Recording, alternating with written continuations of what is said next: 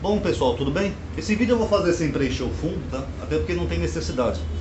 Um rapaz perguntou aqui num vídeo, né, fazendo um comentário, por que num vídeo que eu tenho aqui no canal, onde eu estou analisando, acho que é o Apocalipse, eu falei que Gog poderia ser uma referência à guerra ali dos judeus, quando Tito e Vespasiano cercam Jerusalém, enquanto que no outro vídeo que eu estou analisando Ezequiel, eu falo que Gog podia ser uma referência à guerra dos Macabeus, lá do período grego. Então eu queria explicar um pouco isso, até para as pessoas entenderem um pouco o que é exegese. O que é exegese? Exegese é você fazer uma interpretação de um texto bíblico, tentando entender aquilo que o autor quis transmitir. Basicamente isso. Mas só que a Bíblia tem um problema. A Bíblia não tem só um livro, ela tem vários livros de vários autores. Então às vezes, quando você vai analisar um livro, você vai ver o entendimento de um autor. Mas quando você vai analisar outro livro, você vai ver qual é o entendimento daquele outro autor, mesmo que ele contradiga o primeiro autor. Eu vou dar um exemplo para vocês. Vamos pegar, por exemplo, em Apocalipse. Apocalipse fala da antiga serpente, o dragão, chamado Diabo, Satanás. Essa é a visão do autor do Apocalipse, de que a antiga serpente lá de Gênesis é o Diabo, Satanás. Beleza. Só que o autor de Gênesis tinha esse entendimento? Não. Na época de Gênesis nem existia a palavra Satanás. A palavra Satanás surge na Bíblia pela primeira vez no livro de Jó. É ali que surge Satanás. Tanto que o autor de Gênesis ele é claro a dizer que a serpente ali era mais astuta entre os animais, as feras que Deus criou. Então, na visão do autor de Gênesis, a serpente era um animal, porque ali é uma fábula. Eis que a serpente é a mais astuta dos animais, é só uma fábula. Mas um outro autor pegou aquela história de Gênesis e ele dá um entendimento dele. Não, porque o dragão, também chamado Diabo, Satanás, é a antiga serpente. Então, se eu for analisar o livro de Gênesis, eu tenho que entender que na visão do autor de Gênesis era só um animal. Agora, se eu for analisar o Apocalipse, eu tenho que entender que na visão do autor do Apocalipse, ali já era mais do que um animal, na visão desse outro autor. No entendimento dele, ali já é um ser, é um inimigo, alguma coisa do tipo. Basicamente isso. Então, pessoal, na exegese, às vezes vai ter essas contradições, sim. Porque os autores do Novo Testamento, muitas vezes eles fazem uso de coisas do Velho Testamento, mas dando uma resignificação, um novo entendimento. Por exemplo, no Apocalipse mesmo, ele fala assim numa das cartas às igrejas: porém eu tenho contra ti que tolera Jezebel. Quando o autor do Apocalipse está escrevendo aquilo, Jezebel já tinha morrido há séculos e séculos atrás. Mas ele entende, na visão do autor, que ali naquela igreja tinha uma falsa profetisa, que era que nem a Jezebel, lá dos tempos bíblicos. Então aí já é um outro entendimento. Outra coisa também, pessoal, eu até queria falar já sobre isso faz tempo aqui no canal, é que a visão de um autor posterior, ela nunca pode ser usada em detrimento da visão do autor anterior. Você pode até ver as duas visões, por mais que elas sejam antagônicas, ou se contradigam, mas uma nunca pode ser usada em detrimento da outra. Por exemplo, os cristãos entendem que o Novo Testamento interpreta o Velho Testamento. Então eles pegam lá, por exemplo, o servo sofredor é Jesus, porque ali o autor está revelando para a gente, amadinho. Mas será que essa era a visão de Isaías?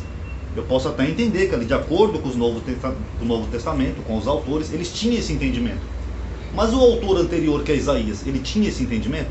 Lembrando que ali não é nem Isaías, né? Eles têm o Trito Isaías já, que é um período bem mais recente, né? O oráculo do servo. Alguns acham até que seria um quarto Isaías. Mas enfim, o autor que está escrevendo ali o oráculo do servo sofredor, ele tinha em mente um Messias, um Jesus, alguém que ia vir séculos depois? Não. Então, mesmo se eu pegar o entendimento do Novo Testamento e fazer uma exegese, não, aqui Mateus ele entende que o servo sofredor é Jesus. Beleza. Mas eu não posso dizer que Isaías tinha isso em mente, porque essa é a visão de um outro autor que veio posterior, não do autor anterior. Até porque se eu for aceitar então que o que vem depois vale para explicar ou justificar o que veio antes, até distorcendo, então a gente deveria aceitar o Alcorão, porque o Alcorão ele surge ali em meados do século VI, com o profeta Mohammed, e o Alcorão acha que é a verdade em detrimento do Novo e do Velho Testamento. Mas não é assim que funciona, pessoal. Se um autor escreve uma coisa originalmente, aquilo que o autor escreveu originalmente, eu não posso ir além daquilo que ele quis transmitir.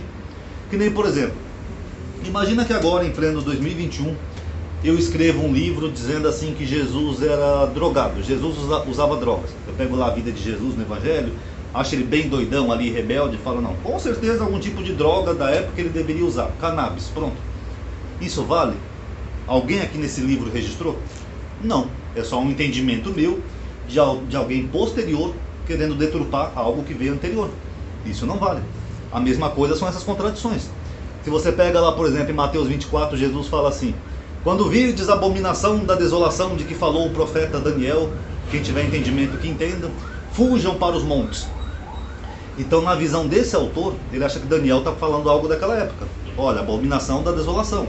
É alguma coisa que vai acontecer no templo. Então, quando rolar isso aí, vamos fugir, porque Daniel falou isso. Mas será que Daniel tinha isso em mente? Não. Na época de Daniel, o livro dele só vai no máximo até ali a Guerra dos Macabeus, Antigo Epífane. Então, eu posso ter duas interpretações aqui em vídeo. Eu posso fazer uma exegese de Mateus 24 e dizer, ó, aqui é uma referência ao cerco romano. Mas se eu for fazer uma exegese de Daniel, aí eu tenho que ser honesto, falar, ó, Daniel não tinha nada disso em mente. O que Daniel está falando, está lá no livro de Macabeus, inclusive, que é a abominação da desolação. Foi uma estátua dedicada a Zeus Olímpico, que Antíoco Epífanes colocou no templo de Jerusalém. Então eu tenho que ser honesto com relação a Daniel, aquilo que o autor quis escrever, e tenho que ser honesto com relação a Mateus, aquilo que o autor quis transmitir. Então, com certeza eu vou entrar em contradição, porque eu vou fazer exegeses separadas, de livros separados. E para finalizar, como tem pessoas novas no canal, isso vale para Paulo também. Porque às vezes eu faço um vídeo de Paulo, as pessoas vêm comentar aqui, ah, mas você falou que Paulo não é apóstolo, amadinho. Isso para mim é irrelevante, se Paulo foi ou não foi apóstolo. Se eu for pegar uma epístola de Paulo e fazer uma exegese, não importa se ele foi apóstolo ou não, eu estou analisando aquilo que o autor quis transmitir. Se eu for fazer uma análise, por exemplo, de Gálatas, não me importa se Paulo foi ou não apóstolo, ou se eu já tenho vídeos falando que ele não foi apóstolo. O que importa é que eu vou fazer uma análise honesta do livro de Gálatas, aquilo que o autor quis transmitir. O que entende por alegoria, são duas Jerusalém, não sei o que.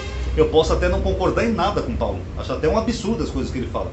Mas como teólogo e exegeta, eu tenho que fazer uma análise daquilo que o autor escreveu, independente de se ele foi apóstolo ou não, ou se eu acredito ou não, ou se eu concordo ou não. Por isso que uma boa exegese requer você ser honesto, imparcial e independente de crença. Até porque se eu fosse fazer uma exegese só do que eu acredito, eu não ia analisar quase nada da Bíblia. Mas a arte de fazer uma exegese de um texto é isso, é você tentar entender aquilo que os autores quiseram transmitir, por mais que isso contradiga um vídeo com outro. Tá bom, pessoal? Acho que deu para entender o porquê dessas contradições, né? Obrigado aí por ter assistido. Quem puder, por favor, deixa o like aí no vídeo. Eu sei que é chato ter que estar pedindo isso agora, mas o YouTube está muito bugado. Às vezes a gente envia um vídeo, menos de 10% das pessoas sabem que a gente enviou um vídeo, dos inscritos. É uma sacanagem do YouTube, eu sei, mas está assim em vários canais. Vocês podem ver desde canais grandes como Porta dos Fundos, até canais pequenos. E a única forma de quebrar um pouco esse bug do YouTube e tentar aumentar o alcance dos vídeos é com likes e comentário, atividade. Quanto mais pessoas avaliam e comentam, o algoritmo do YouTube entende que as pessoas estão gostando desse vídeo. Aí ele aumenta o alcance do vídeo. Então, por favor, se você gosta dos meus vídeos, cada vídeo que assistir, dá um like ou deixa um comentário. Mesmo se não gostar, também pode falar, porque isso ajuda a quebrar um pouco esse bug do YouTube. Tá bom, pessoal? Eu sei que é chato ter que estar pedindo isso, mas é necessário. Tá bom? Obrigado aí quem puder fazer isso. Paz a todos.